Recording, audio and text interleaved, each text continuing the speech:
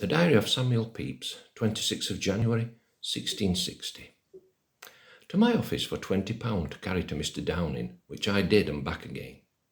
Then came Mr. Frost to pay Mr. Downing his £500, and I went to him for the warrant and brought it Mr. Frost. Called for some papers at Whitehall for Mr. Downing, one of which was an order of the council for £1,800 per annum to be paid monthly, and the other two, orders to the Commissioners of Customs to let his goods pass free.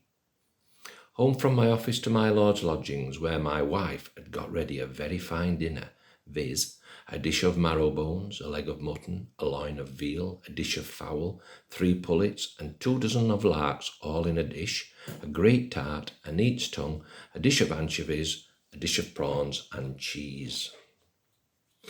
My company was my father, my uncle Fenner, his 2 sons, Mr. Pierce and all their wives, and my brother Tom. We were as merry as I could frame myself to be in the company.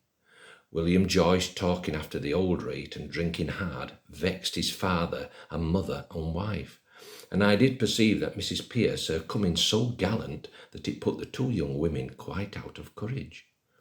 When it became dark, they all went away but Mr. Pierce and William Joyce and their wives and Tom, and drank a bottle of wine afterwards, so that Will did heartily vex his father and mother by staying, at which I and my wife were much pleased. Then they all went, and I fell to writing of 2 characters for Mr. Downing, and carried them to him at 9 o'clock at night, and he did not like them, but corrected them, so that tomorrow I am to do them anew.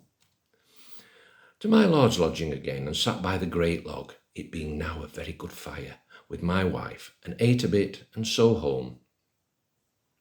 The news this day is a letter that speaks absolutely amongst concurrence with this Parliament and nothing else, which yet I hardly believe. After dinner today, my father showed me a letter from my uncle Robert, in answer to my last, concerning my money, which I would have out of my cousin Beck's hand, wherein Beck desires it 4 months longer, which I know not how to spare.